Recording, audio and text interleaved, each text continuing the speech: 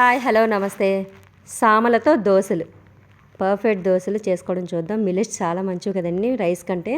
తప్పకుండా ట్రై చేయండి. ఈ విధంగా 1 కప్పు మినపప్పుకి 1 కప్పు సామలు తీసుకున్నాము. దీనికి 2 కప్స్ రైస్ తీసుకోవాలి.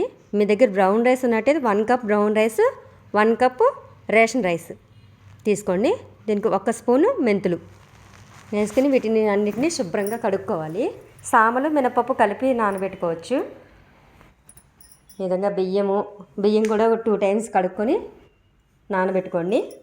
నేను బొరుగులు తీసుకుంటున్నాను, మరమరాలు. వీటిని ఇప్పుడే కాకుండా పిండి రుబ్బుకునే 5 మినిట్స్ ముందు కొంచెం వాటర్ పోసి ఉంచుకున్నట్టయితే సరిపోతుంది. 2 కప్స్ వేసుకోవాలి. ఈ విధంగా నీళ్లు పోసుకుంటూ తీసేసినట్టయితే పొట్టు అంతా వచ్చేస్తుంది. బాగా నీట్గా ఇట్లా కడుక్కోవాలి మినపప్పుని. చాలామంది ఇప్పుడు పొట్టు లేని పప్పుని వాడుతున్నారు కదండి. దానికంటే ఇది చాలా బలమైంది, మంచిది. దీంతోనే టిఫిన్స్ తయారు చేసుకోండి.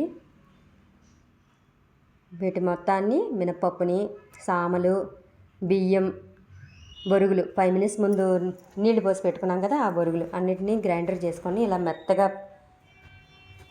మెత్తగా చేసుకోండి. పిండిని కొంచెం వాటర్ పోసుకొని దోసపిండిలా జారుగా కలుపుకొని పెనం బాగా హీట్ ఎక్కిన తర్వాత కొంచెం ఆయిల్ రాసుకొని ఇట్లా దోశ పోసుకోండి. మన పర్ఫెక్ట్ క్రిస్పీగా ఉండే మెత్తనైన దోశలు రెడీ అయిపోతాయి. ఈ విధంగా తప్పకుండా ట్రై చేయండి. వీడియో నచ్చితే లైక్ చేయండి, షేర్ చేయండి, సబ్స్క్రైబ్ చేసుకోండి. Thank you for watching.